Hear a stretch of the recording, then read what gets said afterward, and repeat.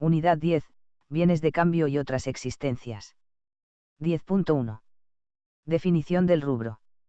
Características. Tratamiento en los distintos modelos contables. Según Feilan Acuña, llamamos bienes de cambio al conjunto de bienes tangibles que el ente posee con la intención de su comercialización en el curso ordinario de su actividad. Esto incluye tanto los bienes adquiridos para su reventa como los producidos por el propio ente, los que serán vendidos en el estado en que se encuentran y los que serán transformados en el proceso de producción de un nuevo bien a comercializar, los productos terminados de ese proceso y los que se encuentran en etapas intermedias de producción, aquellos que se encuentran radicados en diferentes localizaciones, fábrica, depósitos, locales de venta, etc., o en tránsito. La diversidad de actividades, comerciales, industriales, agropecuarias, extractivas, sociales, deportivas, etc., que puede desarrollar cada ente da lugar a la variedad de bienes que puedan incluirse en este rubro. Según RT9, son los bienes destinados a la venta en el curso habitual de la actividad del ente, o que se encuentran en proceso de producción para dicha venta, o que resultan consumidos en la producción de bienes y servicios que se destinan a la venta, como así también los anticipos a proveedores por las compras de dichos bienes. Tratamiento en los distintos modelos contables. Tradicional. Tradicional con ajuste. Tradicional de avanzada. Valores corrientes S/ajuste. Valores corrientes C/ajuste. RT 16 y 17. Solo generan RXT, cuando el valor corriente de las mercaderías es menor que el costo de incorporación. En épocas de inflación se ajustan y determinan el RECPAM. Solo generan RXT, cuando el valor corriente de las mercaderías es menor que el costo de incorporación. Si los bienes son de fácil comercialización se evalúan a su VNR y para estos bienes reconoce RXT, y para el resto de los bienes de cambio solo reconoce RXT, cuando el valor de mercado es menor que el costo de incorporación. Si este modelo además reconoce ajustes por inflación, estas partidas se reexpresan generando RECPAM. Todos los bienes de cambio se evalúan a sus valores corrientes y producen RXT, y todos los bienes de cambio se evalúan a sus valores corrientes y producen RXT, y en épocas de inflación se ajustan y determinan el RECPAM. Todos los bienes de cambio se evalúan a sus valores corrientes y producen RXT, y en épocas de inflación se ajustan y determina el RECPAM. 10.2. Criterios de evaluación en los distintos momentos en la vida de una organización. 1 de febrero de 2010. Valuación contable inicial. Los bienes de cambio se reconocen activos recién a partir del momento de transferencia de la propiedad, ingresando a su valor de costo de adquisición, precio de compra de contado más gastos necesarios. Conceptualmente, se considera que el costo de un bien de cambio incluye además del precio de contado según factura, todos los costos necesarios para ponerlo en condiciones de ser vendido o utilizado según sea su destino. Por ello se incluyen los costos de compra, control de calidad, almacenaje y financieros cuando corresponda. Los bienes de cambio pueden ingresar a la empresa por distintas causas.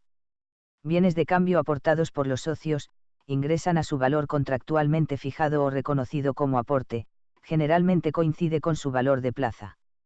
En su defecto a su valor de plaza o bien al valor determinado por peritos, sería una forma de valor corriente. Si al momento de ingresar los bienes por aporte de los socios no existe coincidencia entre el valor reconocido de aporte y el valor de reposición en el mercado, se incorporarán al activo a su valor corriente en el mercado y la diferencia se imputa a una cuenta de resultado positiva o negativa.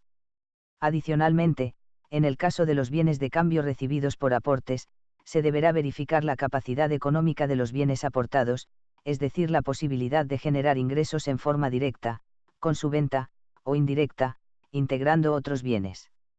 Bienes de cambio adquiridos por el ente, ingresan a su valor de compra de contado, neto de sobreprecios, más todos los gastos necesarios para poner el bien en condiciones de ser vendidos. Bienes de cambio producidos por el ente, ingresan a su valor de costo, dado por la sumatoria de costos fijos, semifijos y variables, en la porción que corresponda y respetando el concepto de necesariedad de gastos, no solo conceptualmente sino en cuanto a su monto.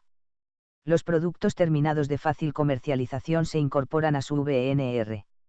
Bienes de cambio recibidos en donación, no es frecuente en sociedades aunque sí los es en entes sin fines de lucro. Ingresan al patrimonio neto a su valor corriente, costo de reposición, en el mercado en ese momento. Servicios en ejecución, patrimonialmente deben figurar por el valor de todos los insumos utilizados hasta ese momento en la prestación del servicio. Bienes de cambio ingresados por trueque, ingresan a su valor corriente. 10.2.1.1. Determinación del valor de incorporación en las distintas situaciones. 10.2.1.1.1. Adquiridos. Costos financieros. Costos de compra y recepción. Costos financieros. Para determinar el costo, tomamos el precio de adquisición al contado, y por lo tanto, aunque se opte por el pago a plazo, los costos financieros no deben incorporarse. Cuando los intereses no se pactan explícitamente, sino que el costo de la financiación está incluido en el precio, este debe segregarse, se calcula la diferencia entre el precio con la financiación ofrecida y el precio de contado, y se obtiene el importe de los intereses por dicho periodo. El tratamiento de los intereses implícitos es igual al de los pactados, por lo que deben segregarse a medida que transcurren los periodos a que corresponden. Sobreprecios por inflación. En las operaciones a plazos convenidas en épocas de inflación, no es tan sencillo segregar los intereses, ya que los vendedores calculan no solo el interés puro, sino también los efectos de la inflación prevista en el periodo. Así, el precio de compra incluye tres elementos: el costo del bien al contado, el interés previsto para el plazo otorgado y un sobreprecio, calculado de acuerdo con la expectativa de la desvalorización de la moneda. En estas situaciones, debe determinarse el costo del bien al contado, y cuando no fuera posible discriminar los intereses de los sobreprecios, se devengarán en forma conjunta, ya que en última instancia, ambos son resultados financieros. Si fuera necesario segregarlos, debería estimarse la tasa de interés apropiada para las operaciones de la operación. Costos de los sectores de compra y recepción. Estos costos deberían incluirse dentro de los bienes adquiridos. La razón es que la compra y la recepción son actividades necesarias para ponerlos en condiciones de ser vendidos o consumidos.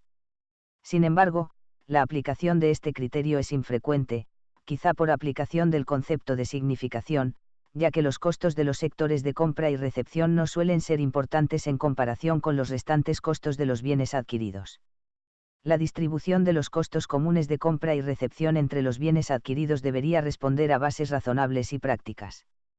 Un procedimiento meticuloso consistiría en repartir los costos de compras de un periodo por partes iguales entre las órdenes cumplidas en el mismo, si es que la emisión de cada orden de compra demanda un esfuerzo parecido y no hay muchas órdenes pendientes al cierre de cada periodo, es decir, suponer que el número de órdenes de compra iniciadas en un periodo es similar al de las órdenes cumplidas. Imputar los costos de recepción en función del tiempo dedicado en el sector a cada partida comprada. Claro está que los procedimientos muy exquisitos pueden ser poco justificables si el costo de aplicarlos no se traduce en una mejora significativa de la información contable obtenida. En tal caso, sería aceptable la aplicación de métodos más sencillos, como el de prorratear los costos de compra y recepción de cada periodo sobre la base de los costos directos de los bienes recibidos en el lapso. 10.2.1.1.2. Producidos. Costeo directo y costeo completo. Activación de costos de financiación en procesos de producción prolongada. Tratamiento contable de las inactividades e ineficiencias en el proceso productivo. Tratamiento de rezagos, productos deteriorados. Costeo directo. En este sistema el costo de producción está dado por la sumatoria de los costos directos o variables con la producción. Los costos fijos van en forma directa al estado de resultados. Este sistema prácticamente no se usa y actualmente está descartado por la RT 17, que adopta siempre costeo por absorción. La utilidad del sistema directo consiste en conveniencia práctica, porque los costos directos o variables son de atribución inmediata. Reducción del trabajo material que implica la atribución de los costos indirectos. Se utiliza en la contabilidad de gestión como elemento de medición de la eficiencia de la gestión de cuerpo directivo. Costeo por absorción. El costo de producción está dado por la sumatoria de costos fijos, semifijos y variables proporcionales a la producción, con excepción de la porción de gastos fijos imputables a la inactividad de la planta o capacidad ociosa, por ejemplo, amortización del edificio, gastos de vigilancia, honorarios fijos de ingenieros, etc., los que no se activan al costo de producción, sino que esa porción va directamente al estado de resultados. Por lo tanto, los costos fijos en este sistema forman parte del sistema de producción de un periodo, pero siempre que los mismos posibiliten la obtención de ingresos futuros, vía la venta de la producción terminada. Por lo tanto, no resulta correcto ni razonable la activación de todos los costos fijos de producción cuando la fábrica está parcialmente inactiva, y en consecuencia resulta imprescindible para determinar la apropiación de los gastos fijos de producción determinar en qué nivel trabajó la empresa en el periodo. Hay que tener en cuenta que vinculados con la producción de un periodo existen costos de producción de registración inmediata y costos de registración diferida. Costos de registración inmediata o instantánea, se caracterizan porque la fecha de origen y fecha de registración contable son simultáneos. Se registran inmediatamente con el ingreso al proceso productivo. Costos de registración diferida. Cuando la imputación a la producción en proceso se produce luego que los elementos permanecieron un tiempo en el patrimonio. La fecha de origen debe retrotraerse a la fecha de incorporación original en el activo. Activación de los costos de financiación en procesos de producción prolongada. El concepto de costo de incorporación en el patrimonio se define usualmente como el sacrificio económico efectuado para poder disponer de un bien. Respecto de lo financiero, en general se entiende que el conjunto de los pasivos, propio y ajeno, financia el conjunto de los recursos. La NIC número 2, que se refiere a valoración y presentación de las cuentas de existencia según el sistema de coste histórico, dice en su punto 12 que por otra parte, los intereses no se considerarán relacionados con la producción y no se incluyen en el coste de las existencias. La NIC número 23, 1984, que se refiere a la capitalización de intereses de préstamos, e incluye también costos como primas de emisión de los préstamos o diferencias de cambio relativas a los mismos, en cuanto se consideren ajustes en el costo financiero. La norma exige a las empresas una opción, que adopten y apliquen uniformemente una práctica respecto de los intereses, sea la de capitalizarlos como parte del costo de los activos que requieren un periodo prolongado para su utilización o venta, o la de no hacerlo. Comenta que la capitalización, practicada por empresas constructoras y de servicios públicos de varios países, se ha extendido a otros servicios industriales, y analiza sus pros y sus contras. A favor, está la consideración de que si es necesario esperar cierto tiempo para que un activo se encuentre en un lugar y el estado necesario para su utilización, el costo de financiar la inversión durante ese periodo forma parte de su costo de adquisición. También se logra una mejor comparación entre el costo de los bienes construidos y los adquiridos, en los que se consideró ese costo para determinar su precio. Para su inclusión como resultados, se sostiene que los préstamos se afectan a la actividad de la empresa en general, y no puede asociárselos con activos específicos, también que, de activarse, se podría tener diversos costos según el método de financiación que se adopte. Por otra parte, esto permite una mejor comparación de los costos financieros de los distintos periodos, ya que estos dependen de los niveles de endeudamiento y de las tasas de interés, no de la incorporación de activos. Esta NIC excluye expresamente el tratamiento de los costos del capital propio. En nuestro país, desde el CSIC, también surgen propuestas favorables a la capitalización operativa de los costos financieros. La RT 17 dispone lo siguiente al tratar el tema. Tratamiento preferible: los costos financieros deben ser reconocidos como gastos del periodo en que se devengan. Tratamiento alternativo permitido: podrán activarse costos financieros en el costo de un activo cuando se cumplan estas condiciones. El activo se encuentra en producción, construcción, montaje o terminación y tales procesos, en razón de su naturaleza, son de duración prolongada. Tales procesos no se encuentran interrumpidos o solo se encuentran interrumpidos por demoras temporarias necesarias para preparar el activo para su uso o venta. El periodo de producción, construcción, montaje o terminación no excede del técnicamente requerido. Las actividades necesarias para dejar el activo en condiciones de uso o venta no se encuentran sustancialmente completas, y el activo no está en condiciones de ser vendido, usado en la producción de otros bienes o puesto en marcha, lo que correspondiere al propósito de su producción, construcción, montaje o terminación. En caso de ser aplicado el tratamiento alternativo debe hacerse consistentemente para todos los costos financieros definidos por esta norma y con todos los activos que cumplan con las condiciones indicadas previamente. Las situaciones referidas en el inciso E, deben evaluarse para cada activo en particular, aunque la producción, construcción, montaje o terminación forme parte de la de un grupo mayor de activos. En este supuesto, la activación de los costos financieros debe limitarse a cada parte, al ser terminada. La imputación de los costos financieros se hará mensualmente, siguiendo las reglas que se explican en los párrafos siguientes. Se admitirá el empleo de periodos más largos mientras esto no produzca distorsiones significativas. Del total de los costos financieros, primero se activarán los que se hayan incurrido para financiar total o parcialmente y en forma específica a los activos que cumplen con las condiciones señaladas en los incisos A, e, precedentes, siempre que tal financiación específica sea demostrable. Para determinar el importe a activar, previamente se detraerán los ingresos financieros generados por las colocaciones transitorias de fondos provenientes de préstamos destinados a la financiación específica. Para la asignación de costos financieros a los activos que cumplan con las condiciones señaladas en los incisos A, e, precedentes, pero no hayan sido financiados específicamente, se procederá de la siguiente manera. Del total de deudas se excluirán las que guarden una identificación específica con los activos financiados específicamente y cuyos costos financieros ya hayan sido asignados por dicho motivo. Se calculará una tasa promedio mensual de los costos financieros correspondientes a las deudas indicadas en el inciso precedente. Se determinarán los montos promedios mensuales de los activos que se encuentren en producción, construcción, montaje o terminación, excluidos aquellos que hayan recibido costos financieros por haber contado con financiación específica, y se aplicará a las mediciones contables de los activos determinados en el inciso C, la tasa de capitalización indicada en el inciso B. Si existieran activos parcialmente financiados en forma específica, la activación de costos financieros referida en el párrafo precedente se calculará sobre la porción no financiada específicamente. Los costos financieros que resulten activados, o, en su caso, deducidos, por la aplicación de los procedimientos descriptos en esta sección no deben exceder a los incurridos durante el periodo. Tratamiento contable de las inactividades e ineficiencias en el proceso productivo.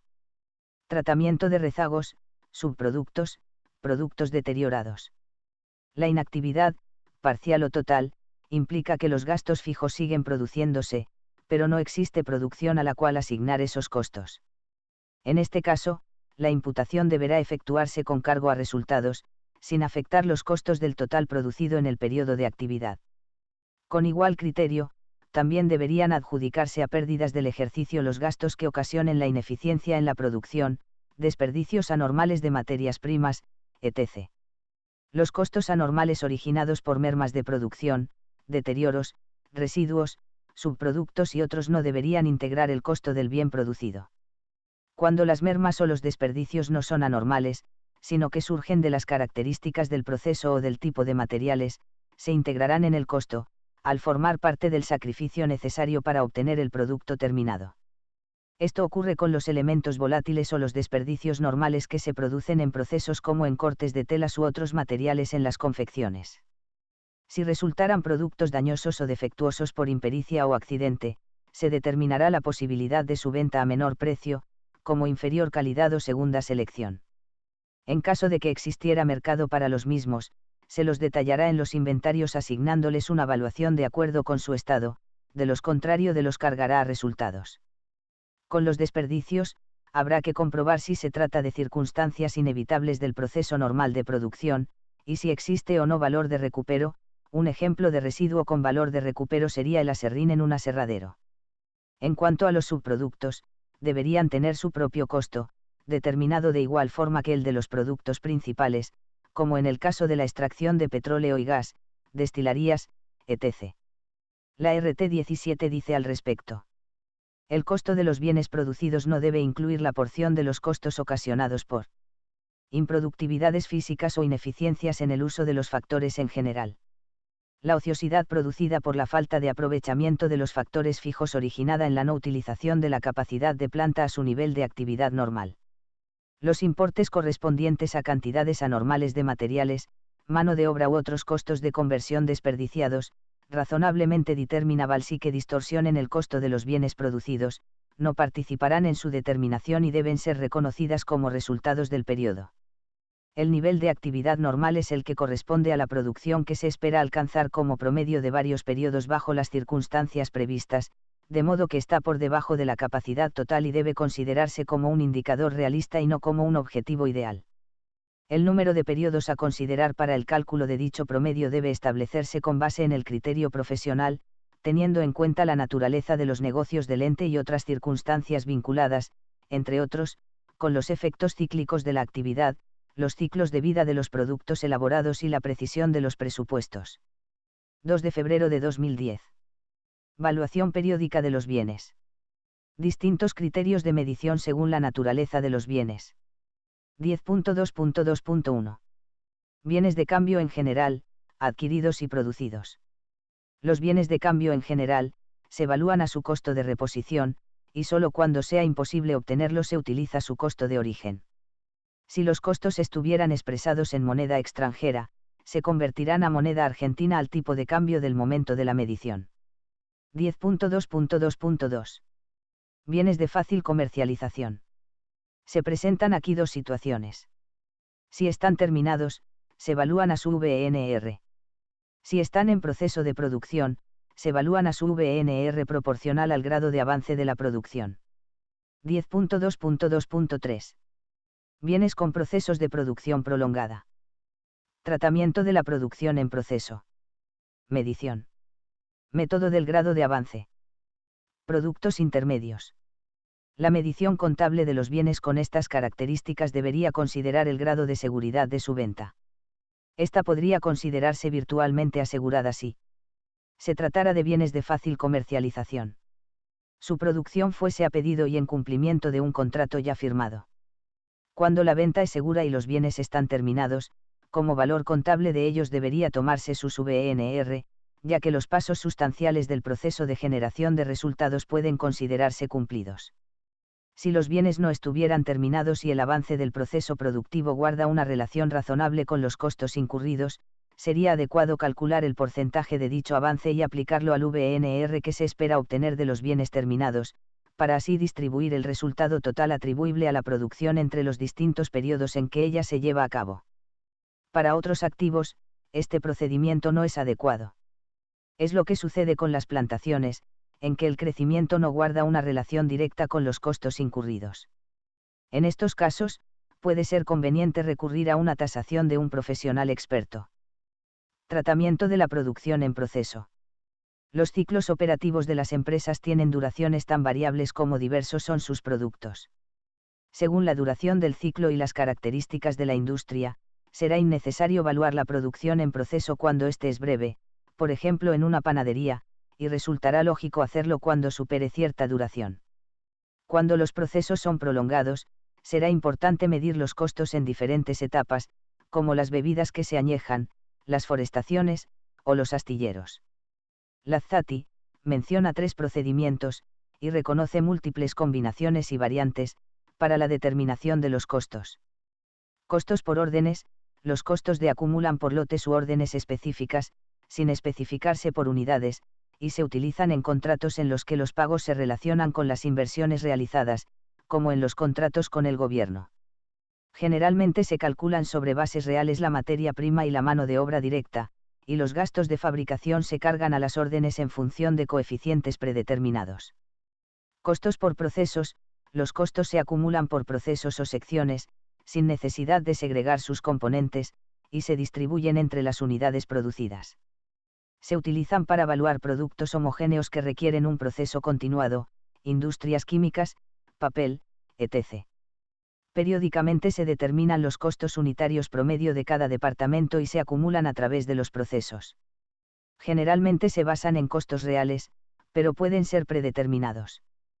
Costos estándar, el costo de cada producto se establece antes de elaborado, según especificaciones técnicas, y se determinan y analizan sus variaciones con respecto a los reales al solo efecto de determinar las razones y efectuar correcciones. Los costos estándar resultan adecuados para medir la eficiencia, facilitan la evaluación de inventario y el cálculo de costos de producción y precios de venta, especialmente en líneas de montaje con piezas numerosas. Requiere revisar continuamente la cantidad y el precio de las materias primas y partes utilizadas, de las horas de mano de obra por categoría y de los gastos de fabricación, preferiblemente por departamento, para el nivel normal de producción, y llevar cuentas especiales para el registro de las diferencias que se producen por cada concepto. Los estándares deberán recalcularse cuando se produzcan variaciones importantes que no correspondan a circunstancias ocasionales. Evaluación de la producción en proceso. Como dice Peyton, la evaluación de la producción en proceso es, en esencia, cuestión de costos. En principio deben acumularse los cargos de los tres componentes del costo, es decir, materias primas y materiales directos, mano de obra directa y gastos indirectos de fabricación. Teniendo en cuenta el sistema que se aplique, se cargarán en las planillas correspondientes los valores reales o presupuestados, según el grado de avance o el método que se haya establecido. Método del grado de avance. En general, en el momento del inventario en una empresa industrial, se encuentran productos en distintas etapas del proceso de elaboración o montaje, siendo importante encontrar un criterio de asignación de costos que permita determinar correctamente los valores de cada etapa y aplicarlos uniformemente, de manera proporcional al costo que tendrán una vez terminado el correspondiente proceso. Debido a las dificultades de evaluar adecuadamente la producción en cada etapa del proceso, se mide su grado de avance, para determinar así los costos proporcionales de los productos en proceso. Según Biandi, este método puede aplicarse en las industrias en que se pueden definir las distintas etapas y las unidades que se encuentran en cada momento del proceso. Consiste en dividir el proceso en etapas, asignando a cada etapa un porcentaje del valor del producto terminado. De esta manera, la primera etapa tendrá como piso el valor de las materias primas que se incorporan para iniciar el proceso, las etapas intermedias, los porcentajes progresivos según los costos de mano de obra y gastos indirectos que se agregan y la última, al concluir el proceso, tendrá como techo el valor del producto terminado. La metodología del cálculo del valor del método del grado de avance es la siguiente. Calcular el grado de avance del proceso productivo del momento de la medición.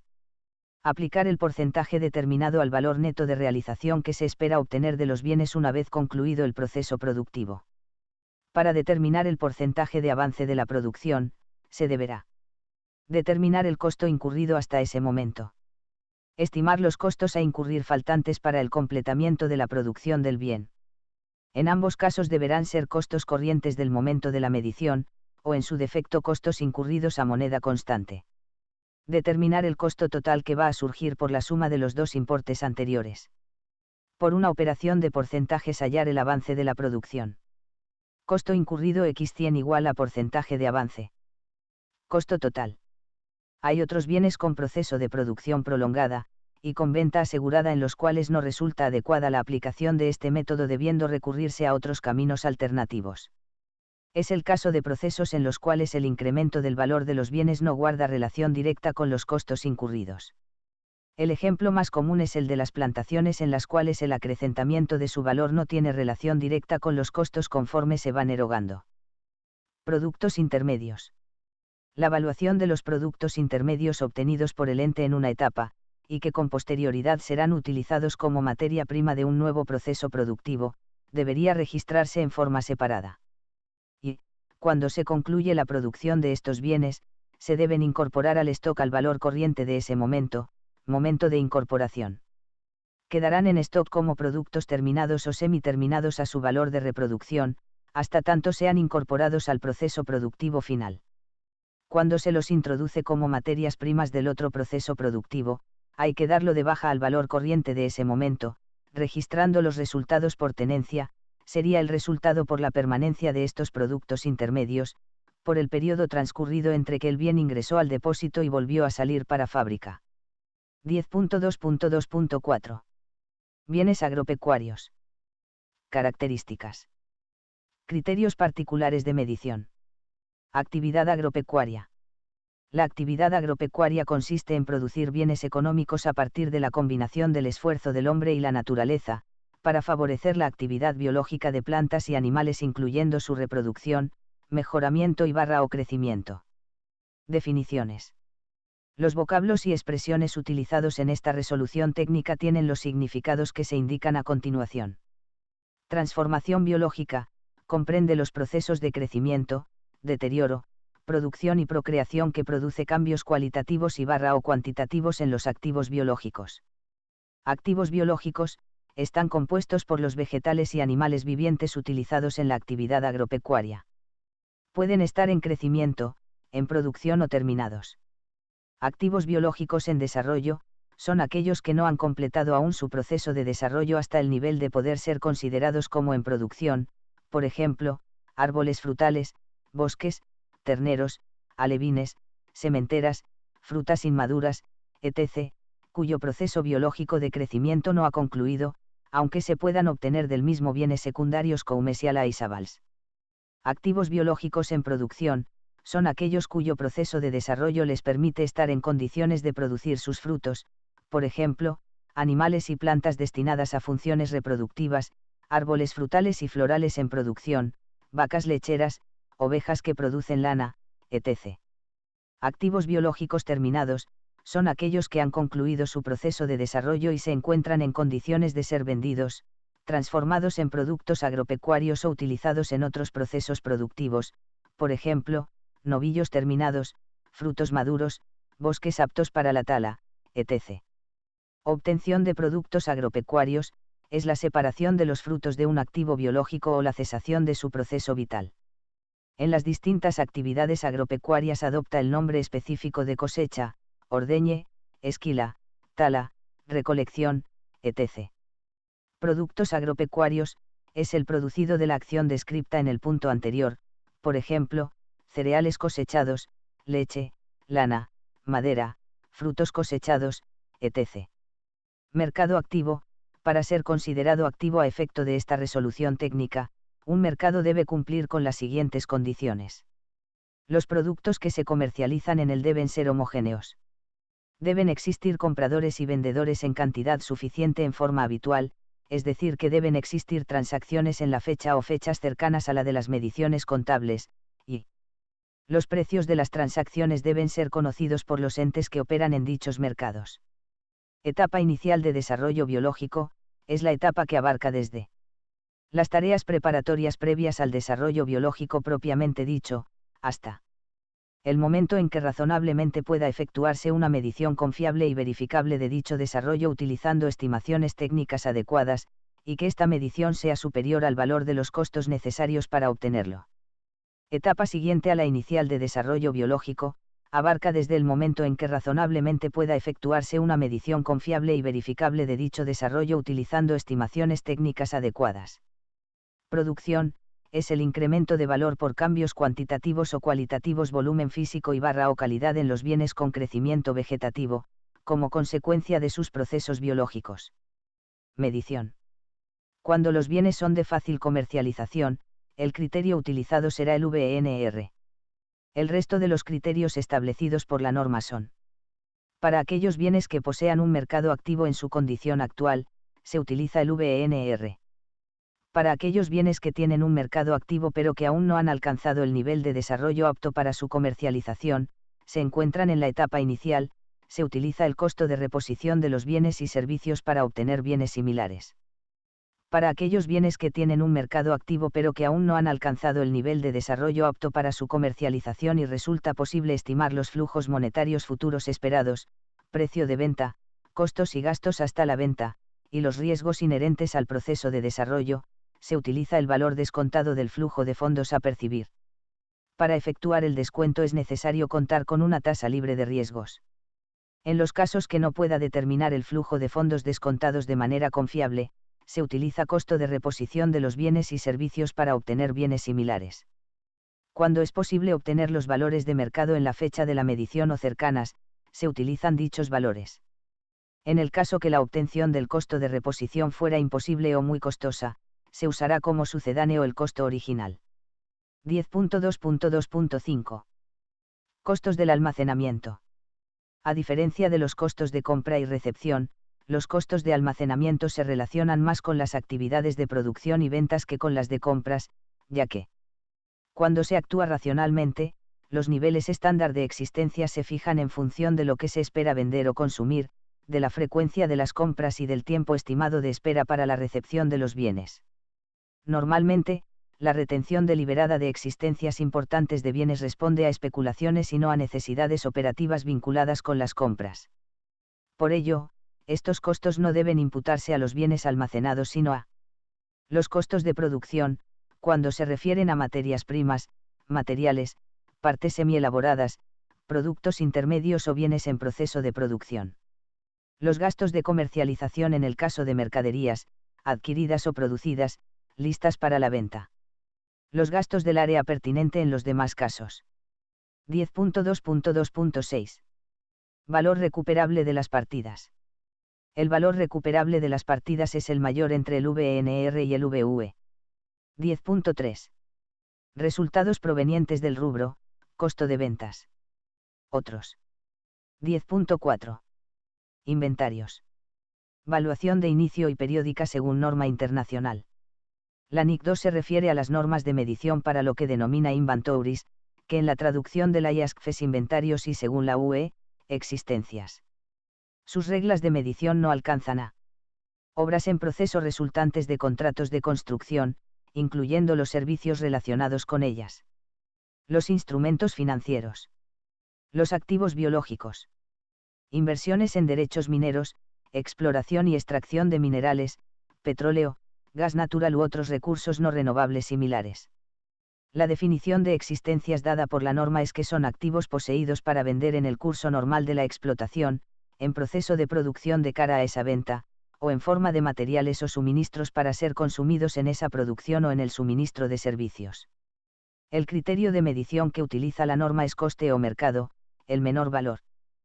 ¿Qué es el costo o el VNR?